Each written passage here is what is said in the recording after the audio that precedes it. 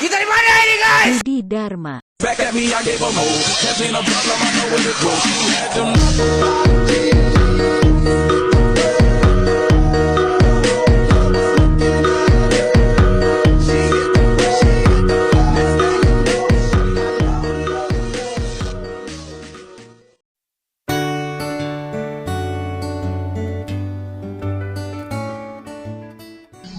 Selamat malam, perkenalkan nama saya Esra Romauta Barat, NPM 19110126. Di sini saya akan mempresentasikan hasil tugas saya, yaitu manajemen proses.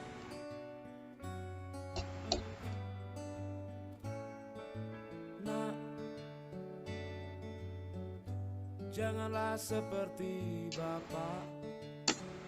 Manajemen proses. Proses adalah sebuah program yang sedang dieksekusi, sedangkan program adalah kumpulan instruksi yang sedang ditulis ke dalam bahasa yang dimengerti oleh sistem operasi. Sebuah proses membutuhkan sejumlah sumber daya untuk menyelesaikan tugasnya. Sumber daya tersebut dapat berupa CPU time, alat memori, berkas-berkas, dan perangkat-perangkat masuk atau keluar. Sistem operasi dapat mengalokasikan sumber daya tersebut saat proses itu diciptakan atau sedang diproses atau dijalankan. Ketika proses tersebut berhenti dijalankan, sistem operasi akan mengambil kembali semua sumber daya agar bisa digunakan kembali oleh proses lainnya. Tiap proses mungkin adalah satu dari keadaan berikut ini. New, proses yang sedang dikerjakan atau dibuat. Running, instruksi sedang dikerjakan.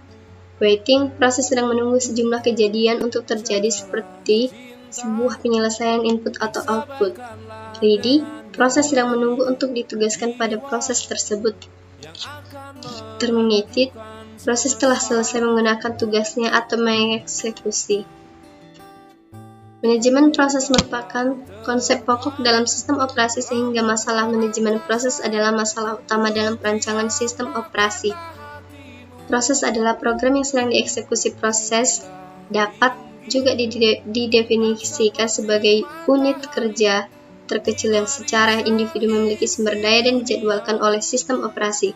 Proses berisi instruksi data, program counter, register pemroses, state data, alamat pengiriman, dan variabel pendukung lainnya. Proses control block. Tiap proses digambarkan dalam sistem operasi oleh sebuah proses control block atau PCB, juga disebut sebuah control block. Sebuah PCB berisikan banyak bagian dari informasi yang berhubungan dengan sebuah proses spesifik, termasuk ini: keadaan proses, keadaan mungkin new, ready, running, waiting, halted, dan juga banyak lagi. Program counter mengindikasikan address dari perintah selanjutnya untuk dijalankan untuk proses ini. CPU register bervariasi dalam jumlah dan jenis tergantung pada rancangan komputer.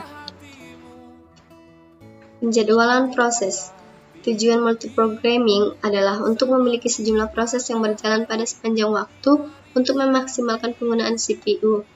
Tujuan dari pembagian waktu adalah mengganti CPU dari proses-proses yang begitu sering sehingga pengguna dapat berinteraksi dengan setiap program sambil CPU bekerja. Untuk sistem uniproses tidak akan ada lebih dari satu proses berjalan. Jika ada proses yang lebih dari itu, yang lainnya akan harus menunggu CPU bebas dan dapat dijadwalkan kembali. Terdapat tiga konsep dasar penjadwalan proses, yaitu penjadwalan antrian. Ketika proses memasuki sistem, mereka diletakkan dalam antrian job. Antrian ini terdiri dari seluruh proses dalam sistem. Proses yang hidup pada memori utama dan siap menunggu atau wait untuk mengeksekusi disimpan pada sebuah daftar bernama ready queue. Antrian ini biasanya disimpan sebagai daftar penghubung. Sebuah header ready queue berisikan penunjuk pada PCB awal dan akhir. Setiap PCB memiliki pointer file yang menunjukkan proses selanjutnya dalam ready queue. Jadwalan atau scheduler. Sebuah proses berpindah antara berbagai penjadwalan antrian selama umur hidupnya. Sistem operasi harus memiliki untuk keperluan penjadwalan memproses antrian-antrian ini dalam cara tertentu. Pemilihan proses dilaksanakan oleh penjadwalan yang tepat atau cocok. Dalam sistem batch, sering ada lebih banyak proses yang diserahkan daripada yang dapat dilaksanakan segera. Alih konteks atau switch konteks. Mengganti CPU ke proses lainnya memerlukan penyimpanan suatu keadaan proses lama dan kemudian beralih ke proses yang baru. Tugas tersebut diketahui sebagai alih konteks. Alih konteks sebuah proses digambarkan dalam PCB suatu proses, termasuk nilai dari CPU register, status proses, dan informasi manajemen memori. Ketika alih konteks terjadi, kernel menyimpan konteks dari proses lama ke dalam PCB-nya dan mengisi konteks yang telah disimpan dari proses baru yang telah terjadwal untuk berjalan. Tahap-tahap penciptaan proses. 1. Beri satu identifier unik ke proses baru.